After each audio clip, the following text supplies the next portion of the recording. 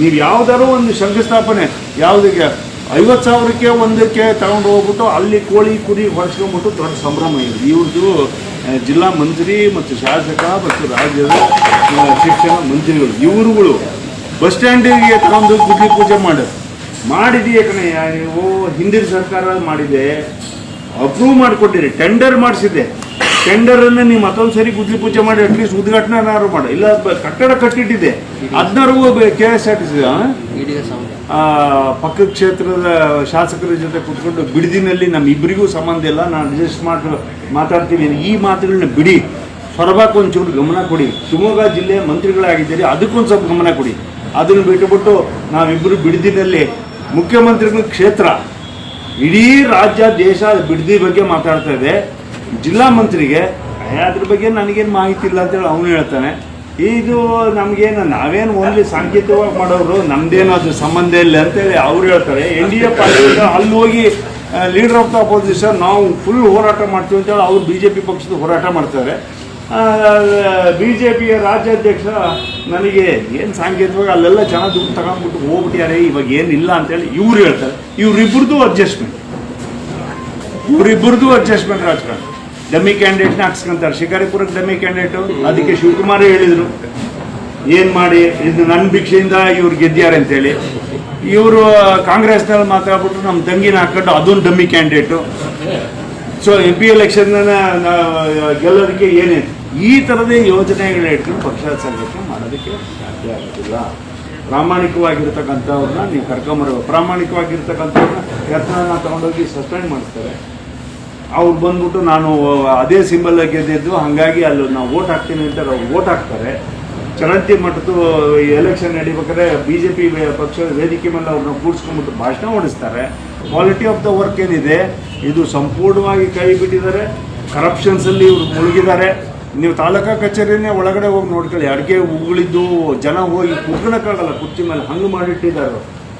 ನೀವು ಜನ ನನಗೆ ಫೋಟೋ ಹಾಕ್ತಾರೆ, ಒಂದು ಕಾಲದಲ್ಲಿ ಹೆಂಗೆ ನೀವು ಇದು ಮಾಡಿಕೊಟ್ರಿ, ಇವತ್ತು ತಾಲೂಕಾ ಕಚೇರಿಗೆ ಹೋದರೆ ಎಲ್ಲಿ ಕುತ್ಕೊಬೇಕು, ಯಾರ ಹತ್ರ ಕುತ್ಕೋಬೇಕು, ಯಾರ ಹತ್ರ ಕೆಲಸ ಕೇಳಬೇಕು ಅನ್ನೋದೇ ಗೊತ್ತಾಗದೇ ಇರೋ ಪರಿಸ್ಥಿತಿನಲ್ಲಿ ಇದ್ದಾರೆ ಅಂತೇಳಿ. ನಾನು ತಹಶೀಲ್ದಾರರು ಅಲ್ಪ ಸ್ವಲ್ಪ ಒಂಚೂರು ನಿಗಾ ವಹಿಸಿದ್ದಾರೆ. ಬಟ್ ಆಡಳಿತ ಯಂತ್ರ ಏನಿದೆ ಇದು ಸಂಪೂರ್ಣವಾಗಿ ಕುಸಿದು ಹೋಗಿದೆ. ಬಟ್ ಲಕ್ಕಿಲಿ ಒಂದು ಸ್ವಲ್ಪ ಬಂದಿರೋರು ಒಂದು ಸ್ವಲ್ಪ ಈಸ್ ಬೆಟರ್ ಅಲ್ಲ. ಯಾಕಂದರೆ ನಾನು ರಾಜಕೀಯವಾಗಿ I don't want to say all the officers are, but police station ಅಂತೂ ಟೋಟಲಿ ಗಾನ್. ಯಾರ್ಯಾರು ಎಲ್ಲೆಲ್ಲಿ ಕೇಸ್ ಹಾಕತ್ತಾರೋ, ಯಾರ್ಯಾರ ಮೇಲೆ ಕೇಸ್ ಹಾಕ್ತಾರೋ, ಯಾರ್ಯಾರು ಸೆಟ್ಲ್ ಮಾಡ್ತಾರೋ ಆ ನಿಟ್ಟಿನಲ್ಲಿ ಬಂದುಬಿಟ್ಟಿದೆ. ಹಾಗಾಗಿ ಸೊರಬ ಟೌನ್ ಒಳಗೆ ನೀವು ನೋಡಿದರೆ ಸಾಕು, ರಸ್ತೆ ಉದ್ದಕ್ಕೂ ವೆಹಿಕಲ್ಗಳು ಬಿಡಿ ಹೆಂಗೆ ನಿಂತಿರ್ತಾವಂದರೆ ಬಸ್ಸನ್ನು ಓಡಾಡೋಕ್ಕಾಗಲ್ಲ, ಶಾಲಾ ಮಕ್ಕಳು ಓಡಾಡೋಕ್ಕಾಗದೇ ಇರೋದಿಲ್ಲ, ನಾಗರಿಕರಿಗೆ ಓಡಾಡೋಕ್ಕಾಗದೇ ಇರೋ ಪರಿಸ್ಥಿತಿನೇ ಮಾಡಿದೆ. ಮತ್ತು ಅದೇ ರೀತಿಯಲ್ಲಿ ಸಂತೆ ಮೈದಾನ ಮಾಡಿ ಇದನ್ನು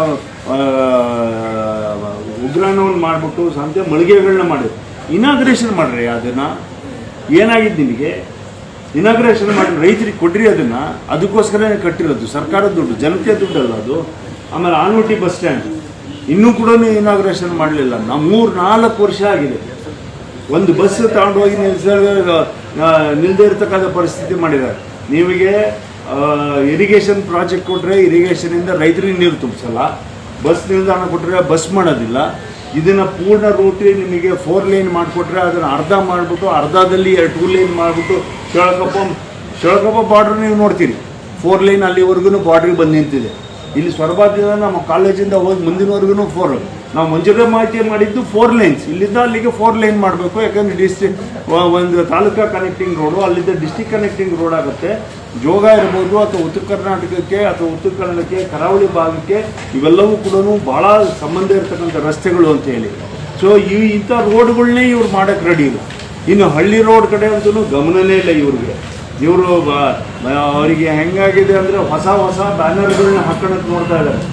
ನೂತನವಾಗಿ ಮತ್ತೆ ಮಂತ್ರಿಗಳನ್ನು ಸ್ವಾಗತ ಮಾಡೋದು, ನೂತನವಾಗಿ ನನಗೆ ಹಾರ ಹಾಕಿರಿ, ನೂತನ ರೋಡ್ ಮಾಡ್ರಯ್ಯ, ಒಂದು ಹತ್ರ ನೂತನ ಬಿಲ್ಡಿಂಗ್ ಕಟ್ಟ್ರಿ, ಒಂದು ಹತ್ರ ಏನಾದ್ರು ಒಂದು ಒಳ್ಳೆ ಕೆಲಸ. ಸೊರಬ ತಾಲೂಕಿಗೆ ನಮ್ಮ ಅವಧಿಯಲ್ಲಿ 3 ವರ್ಷ ಕಳೆದಿದ್ದೀರಿ, ಒಂದು ಬಿಲ್ಡಿಂಗ್ ಕಟ್ಟಲಿಲ್ಲ, ಒಂದು ಹೊಸ ರೋಡ್ ನೀವು ತರಲಿಲ್ಲ, ಒಂದು ಕಾರ್ಯಕ್ರಮನ ಇದು ಮಾಡಲಿಲ್ಲ. ಇನ್ನೂ ಮಾತಾಡೋದೇನು ಅಂದರೆ ಅಕ್ಕಿ ನಾವು ಕೊಟ್ವಿ, ಅಕ್ಕಿ ನಾವು ಕೊಟ್ವಿ, ಮೋದಿಯವ್ರು ಕೊಟ್ಟಿದ್ದು ಅಕ್ಕಿನೂ ನಾವು ಕೊಟ್ವಿ ಅಂತ. ಕರೆಂಟನ್ನು ನಾವು ಕೊಟ್ವಿ, ಕರೆಂಟನ್ನು ನಾವು ಕೊಟ್ವಿ, ಬಂಗಾರಪ್ಪನವ್ರ ಹೆಸರು ವಿದ್ಯುತ್ತನ್ನು ಉಚಿತವಾಗಿ ಕೊಟ್ಟಿದ್ದು ಅಂತ ಹೇಳಿ ಮಾತಾಡ್ತಿದ್ದ ಹೋಗ್ತಾರೆ. ಯಾವ ಕಾಲ ಆಯಿತು ಕೊಟ್ಟು ಅವರು ಸಹ ಅದನ್ನು ಬಂಗಾರಪ್ಪನವ್ರು ಕೊಟ್ಟಿದ್ದು, ಆಶ್ರಯ ಮನ ಬಂಗಾರಪ್ಪನವ್ರು ಕೊಟ್ಟಿದ್ದು, ಅದನ್ನು ಕಾರ್ಯಕ್ರಮನ ಅನುಭವಿಸ್ತಾ ಇದ್ದೀವಿ. ನೀವೇನು ಮಾಡಿದಿರಿ ಹೇಳ್ರಿ ಅಂದರೆ ಹೇಳಲ್ಲ. ನಾನು ಮುಖ್ಯಮಂತ್ರಿಗಳು ಮಾತ್ರ ಭಾಳ ಪ್ರಾಮಾಣಿಕವಾಗಿ ಹೇಳ್ತಾರೆ, ನಾನು ಬಂಗಾರಪ್ಪನ ಶಿಷ್ಯ ಅಂತೇಳಿ. ಅವರು ಅಲ್ಲಿವರೆಗೂ ಮಾತ್ರ ಸೀಮಿತವಾಗಿದ್ದೇ ಹೊರತು ಬಂಗಾರಪ್ಪನವ್ರು ಮಾಡಿರ್ತಕ್ಕಂಥ ಕಾರ್ಯಕ್ರಮದ ಬಗ್ಗೆನೇ, ಬಂಗಾರಪ್ಪನ ಶಿಷ್ಯನ ಬಗ್ಗೆ ಮಾತಾಡ್ತಾ ಇರೋದು. DK ಶಿವಕುಮಾರ್ ಅವರು ನಾನು ಮುಖ್ಯಮಂತ್ರಿ ಆಗಿದ್ದೀನಿ, ಕರ್ನಾಟಕ ರಾಜ್ಯಕ್ಕೆ ಏನು ಕೊಡ್ತೀನಿ ಅಂತ ಹೇಳಿದರೆ ಬಿಡದಿ ರೈತರನ್ನು ನಾನು ಓಡಿಸ್ತೀನಿ ಅನ್ನೋದು ಮಾತ್ರ ಮಾತಾಡ್ತಾರೆ.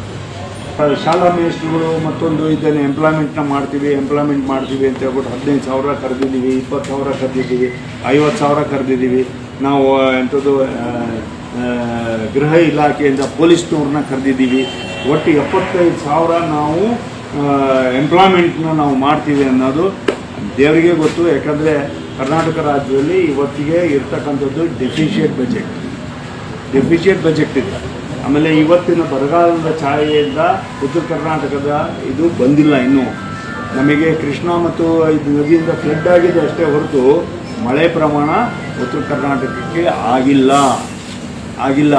ಹಾಗಾಗಿ ಇಲ್ಲಿ ಕರಾವಳಿನಲ್ಲಿ ಭಾಳ ದೊಡ್ಡ ಮಳೆ ಆಯಿತು ಅಂತೇಳಿ 4 ದಿನ ಹೇಳಿದರು. ಮಲೆನಾಡಲ್ಲಿ ಭಾಳ ದೊಡ್ಡ ಮಳೆ ಆಯಿತು ಅಂತೇಳಿ 5 ದಿನ ಹೇಳಿದರು ಅಷ್ಟೇ. ಮತ್ತು ಮಳೆಗಳ ಪ್ರಮಾಣ ಎಲ್ಲೂ ಕೂಡ ಆಗಿಲ್ಲ. ಹಾಗಾಗಿ ನಾವು ಈ ಮಾಹಿತಿಗಳನ್ನ SRIದು ಮತ್ತು ರೈತರಿಗೆ ಮಾಹಿತಿಗಳನ್ನು ಯಾವುದೇ ಕಾರಣಕ್ಕೂ ರೈತರು ನಾವು NDRF ಫಂಡ್ ಬರ್ತದೆ, SDRF ಫಂಡ್ ಬರ್ತದೆ ಅಧಿಕಾರಿಗಳು ಹೇಳಿದರೆ ದಯಮಾಡಿ ನಂಬಕ್ಕೆ ಹೋಗಬೇಡಿ. ನಮಗೆ ಒತ್ತಾಯ ಮಾಡಬೇಕು. ರಾಜ್ಯ ಸರ್ಕಾರ ನಮಗೆ ಪರಿಹಾರವನ್ನು ಅಥವಾ ಸಹಾಯ ಹಸ್ತವನ್ನು ರಾಜ್ಯ ಸರ್ಕಾರದಿಂದ ಕೊಡ್ತಕ್ಕಂಥ ತೀರ್ಮಾನ ಹಿಂದಿನ ಸರ್ಕಾರಗಳು ಹೇಗೆ ಮಾಡಿದೀವೋ ಹಾಗೆ ಮಾಡಬೇಕು ಅನ್ನೋದು ನಮ್ಮ ಒತ್ತಾಯ. ಇದನ್ನು ಮಾಡಿಕೊಡ್ಬೇಕು. ಮತ್ತು ಟೌನ್ನಲ್ಲಿ ಅಂತೂ ವಿಸ್ತಾರನ ಆಡಳಿತ ಭವನನ ಕೈ ಬಿಟ್ಟರು, ಮುಳುಗಿಸೇ ಬಿಟ್ಟರು. 100 ಕೋಟಿ ತಂದಿರತಕ್ಕಂಥದ್ದು ಆಡಳಿತ ಭವನ ವಿಸ್ತಾರ ಪ್ರಾಜೆಕ್ಟ್ 20 ಎಕರೆನಲ್ಲಿ. ಇಡೀ ದೇಶದಲ್ಲಿ ಒಂದು ಇಂಥ ಎಂಥದ್ದು ಮುಂದಾಲೋಚನೆ ಇಲ್ಲದೆ ಇರತಕ್ಕಂಥ ಅಥವಾ ರಾಜಕೀಯವಾಗಿ ಸೇಡ್ ತೀರಿಸ್ಕೊಬೇಕು ಅಂತಕ್ಕಂಥ ಶಾಸಕರು ಮಂತ್ರಿಗಳೇನಿದ್ದಾರೆ ಇದು ಸರಿಯಲ್ಲ. ಯಾಕಂದರೆ 100 ಕೋಟಿ ಅದು ಬಂಗಾರಪ್ಪನವ್ರ ಕುಟುಂಬದಿಂದ ತಂದಿದ್ದಲ್ಲ, ಬಂಗಾರಪ್ಪನವರ ರಾಜಕಾರಣದಿಂದ ರಾಜ್ಯ ಸರ್ಕಾರ ಕೊಟ್ಟಿರ್ತಕ್ಕಂಥದ್ದು, ಆ ಶಕ್ತಿ ಮೇಲೆ ಕೊಟ್ಟಿರ್ತಕ್ಕಂಥದ್ದು. ಆದರೆ ಇವತ್ತು ಅದನ್ನು ತಗೊಂಡು ಹೋಗ್ಬಿಟ್ಟು ಹರಾಜಾಗ್ತಕ್ಕಂಥ ಲೆವೆಲಿಗೆ ಮಾಡಿ ಕೂತಿದ್ದಾರೆ. ಮಾಡಬಾರ್ದು ಕೆಲಸಗಳನ್ನ ಮಾಡ್ಕೊಂಡು ಕೂತಿದ್ದಾರೆ. ಹೋಗೋದು ಎಲ್ಲೆಲ್ಲಿ ಗೋಮಾಳಗಳಿದ್ದಾವೆ ಅವನ್ನ ಮಾರ್ಕೊಳ್ಳೋದಕ್ಕೆ ಏನೇನು ಕಾನೂನುಗಳು ಬೇಕೋ ಅವನ್ನ ಇಲ್ಲಿ ಕೂತ್ಕೊಂಡ್ಬಿಟ್ಟು ಮಾಡೋದು. ಟೌನಲ್ಲಿ ನಾವು ಪಟ್ಟಣ ಪಂಚಾಯತ್ ಇದನ್ನು ಪುರಸಭೆಯಾಗಿ ಪರಿವರ್ತನೆ ಮಾಡಿದ್ದೀವಿ. ಇವತ್ತಿನವರೆಗೂ ಪುರಸಭೆಗೆ ನೀವು ಎಷ್ಟು ದುಡ್ಡು ಬಂದಿದೆ ಅಂತೇಳಿ ನೀವು ನೋಡಿದರೆ, ನೀವು ದುಡ್ಡು ಬಂದಿದೆ ಅಂತೇಳಿ ರೆಕಾರ್ಡ್ನ ತೋರಿಸ್ತಾ ಇದ್ದಾರೆ. ಆದರೆ ಎಲ್ಲೂ ಕೂಡ ಕೆಲಸಗಳಾಗಿದೆ. ಕನಿಷ್ಠ ಪಕ್ಷ ಆ ರಂಗನಾಥ ಸ್ವಾಮಿ ದೇವಸ್ಥಾನದ ತೇರನ್ನು ನಾವು ಮಾಡಿಟ್ಟಿದ್ದೀವಿ, ತೇರು ಎಳೆದಿಟ್ಟಿದ್ದಾರೆ. ಅದಕ್ಕೊಂದು ಗೂಡು ಕಟ್ಕೊಟ್ರೆ ಯಾವೊಂದು ಅಂತ ಹೇಳಿದರೆ, ನಾವು ಯಾರು ಜನನಾದ್ರೂ ಸೇರಿಬಿಟ್ಟು ರಾತ್ರಿ ಕಟ್ಕೊಡ್ತೀವಿ ಅಂತ ಹೇಳಿದ್ರೆ ಇಲ್ಲ ನಾವೇ ಮಾಡ್ತೀವಿ, ನೀವು ಯಾರೂ ಮುಟ್ಟಂಗಿಲ್ಲ. ಸಮಿತಿ ರಚನೆ ಮಾಡ್ಕೊಂಡ್ಯಾರೆ, ಅವ್ರದ್ದೇ ಸಮಿತಿ ಮಾಡ್ಕೊಂಡ್ಯಾರೆ. ಆ ರಂಗನಾಥ ಸ್ವಾಮಿ ದೇವಸ್ಥಾನದ ಮರದಲ್ಲಿ ಪಾಪ ನಮ್ಮ ಗುಡಿಗಾರಗಳು ವರ್ಷಾಂಗಟ್ಟಲೆ ಶ್ರಮ ಪಟ್ಟಿರ್ತಕ್ಕಂಥದ್ದು. 100 ವರ್ಷ ಬಾಳ್ತಕ್ಕಂಥ ರಂಗನಾಥ ಸ್ವಾಮಿ ದೇವಸ್ಥಾನದ ತೇರನ್ನ ಹರಾಜು ಹಾಕ್ತಕ್ಕಂಥ ಲೆವೆಲಿಗೆ ಮಾಡಿಟ್ಟಿದ್ದಾರೆ. ಇವತ್ತು ಇಂಥವನ್ನೆಲ್ಲ ನೋಡಿದರೆ ಬಹಳ ಬೇಸರನೂ ಆಗುತ್ತೆ, ಮತ್ತು ಆಡಳಿತ ಯಾವ ಮಟ್ಟಕ್ಕೆ ಹೋಗಿದೆ ಅಂತಕ್ಕಂಥದ್ದು ಇದು ಆಗುತ್ತೆ. ಹಾಗಾಗಿ ಇವನ್ನೆಲ್ಲವನ್ನು ಬಿಟ್ಟು ನೇರವಾಗಿ ಅಟ್ಲೀಸ್ಟ್ ಕನಿಷ್ಠ ಪಕ್ಷ ಇನ್ನೊಂದು 6 ತಿಂಗಳು 1 ವರ್ಷ ನೀವು ಅಧಿಕಾರದಲ್ಲಿ ಇದ್ದೀವಿ, ಅಷ್ಟರೊಳಗೆ ಯಾವುದಾದ್ರೂ ಒಂದು ಗುರುತರವಾಗಿರ್ತಕ್ಕಂಥ ಕಾರ್ಯಕ್ರಮವನ್ನು ಸೊರಬ ಕ್ಷೇತ್ರಕ್ಕೆ ಮಾಡಿದ್ದೀವಿ. ಒಂದು ಪೊಲೀಸ್ ಸ್ಟೇಷನ್ ಕಟ್ತೀರಾ, ಬಸ್ ಸ್ಟ್ಯಾಂಡ್ ಮಾಡ್ತೀರಾ, ರೋಡ್ ಮಾಡ್ತೀರಾ, ಅಥವಾ ನೀರಾವರಿ ಮಾಡ್ತೀರಾ. ಬ್ಯಾರೇಜ್ ಹಾಕ್ತೀವಿ ಅಂತೇಳಿ ಹೇಳ್ಕೊಂಡು ಹೋಗೋಕ್ಕೆ ಶುರು ಮಾಡಿ ಮಂಜೂರಾಯಿತಿ ಆಗಿದೆ ಅಂತೇಳಿ ಮಾಡಿದರು. ನಾವು ಮಾಡಿದ ಬ್ಯಾರೇಜನ್ನು ತಗೊಂಡು ಹೋಗಿ ಅದನ್ನು ಅರ್ಧಕ್ಕೆ ಮಾಡಿದ್ವಿ. ನಾವು 1200 ಕೋಟಿಗೆ ಶರಾವತಿ ನೀರನ್ನು ತರಬೇಕು ಅಂತ ಹೇಳ್ಬಿಟ್ಟು ಮಲೆನಾಡು ಭಾಗಕ್ಕೆಲ್ಲ ನೀರಾವರಿ ಮಾಡಬೇಕು ಅಂತ ಮಾಡಿದರೆ ಅದನ್ನು ಬಿಟ್ಟಾಕಿದ್ರು. ಕುಡಿಯ ನೀರಿನ ಯೋಜನೆಯನ್ನು ಶರಾವತಿಯಿಂದ ಎಲ್ಲದಕ್ಕೂ ಕುಡಿಯ ನೀರು ಅವಾಗ ಮಾಡಿದ್ದನ್ನು ಇನ್ನೂ ಕೂಡ ಅದೇ ಇದನ್ನು ಶಂಕ ಹೊಡ್ಕೊಂಡು ಕೂತಿದ್ದಾರೆ. ಇದಕ್ಕೆ ಯಾವುದಕ್ಕೆ ಬರ್ತದೆ? ಮಾಡ್ಬೇಕು ತಾನೇ 3 ವರ್ಷದಲ್ಲಿ. ಇವನ್ನೆಲ್ಲನೂ ಮುಗಿಸ್ಬೇಕಲ್ವಾ? ನೀವು ಯಾವುದಾದ್ರು ಒಂದು ಶಂಕುಸ್ಥಾಪನೆ ಯಾವುದಕ್ಕೆ 50,000ಕ್ಕೆ ಒಂದಕ್ಕೆ ತಗೊಂಡು ಹೋಗ್ಬಿಟ್ಟು ಅಲ್ಲಿ ಕೋಳಿ ಕುರಿ ಹೊಡ್ಸ್ಕೊಂಡ್ಬಿಟ್ಟು ದೊಡ್ಡ ಸಂಭ್ರಮ ಇದೆ. ಇವ್ರದ್ದು ಜಿಲ್ಲಾ ಮಂತ್ರಿ ಮತ್ತು ಶಾಸಕ ಮತ್ತು ರಾಜ್ಯದ ಶಿಕ್ಷಣ ಮಂತ್ರಿಗಳು ಇವರುಗಳು ಬಸ್ ಸ್ಟ್ಯಾಂಡಿಗೆ ತಗೊಂಡು ಗುದ್ಲಿ ಪೂಜೆ ಮಾಡಿದೀಯ ಕಣಯ್ಯ ನೀವು. ಹಿಂದಿನ ಸರ್ಕಾರ ಮಾಡಿದೆ, ಅಪ್ರೂವ್ ಮಾಡಿಕೊಟ್ಟಿರಿ, ಟೆಂಡರ್ ಮಾಡಿಸಿದೆ. ಟೆಂಡರನ್ನು ನೀವು ಮತ್ತೊಂದು ಸರಿ ಗುದ್ಲಿ ಪೂಜೆ ಮಾಡಿ ಅಟ್ಲೀಸ್ಟ್ ಉದ್ಘಾಟನೆನಾದ್ರು ಮಾಡಿ, ಇಲ್ಲ ಕಟ್ಟಡ ಕಟ್ಟಿಟ್ಟಿದೆ ಅದನ್ನಾರು KSRTC ಅದನ್ನಾರು ಉದ್ಘಾಟನೆ ಮಾಡು.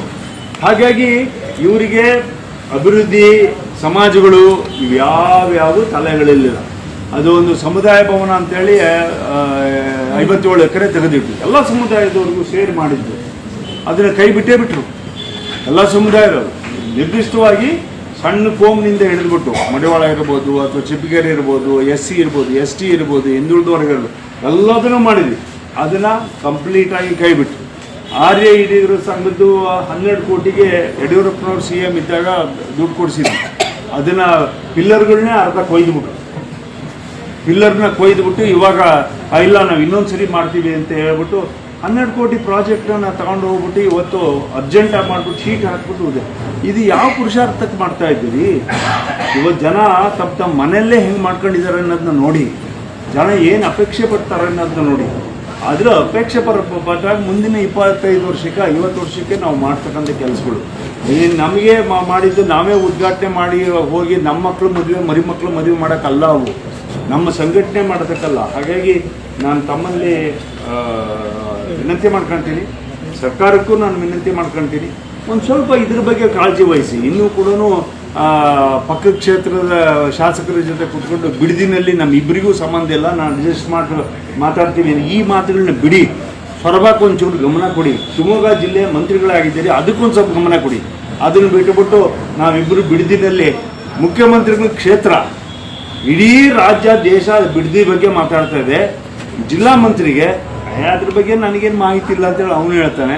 ಇದು ನಮಗೇನು ನಾವೇನು ಓನ್ಲಿ ಸಾಂಕೇತಿಕವಾಗಿ ಮಾಡೋರು, ನಮ್ದೇನು ಅದು ಸಂಬಂಧ ಇಲ್ಲ ಅಂತೇಳಿ ಅವ್ರು ಹೇಳ್ತಾರೆ. NDA ಪಾರ್ಟಿಯಿಂದ ಅಲ್ಲಿ ಹೋಗಿ ಲೀಡರ್ ಆಫ್ ದ ಅಪೋಸಿಷನ್ ನಾವು ಫುಲ್ ಹೋರಾಟ ಮಾಡ್ತೀವಿ ಅಂತೇಳಿ ಅವ್ರು BJP ಪಕ್ಷದ ಹೋರಾಟ ಮಾಡ್ತಾರೆ.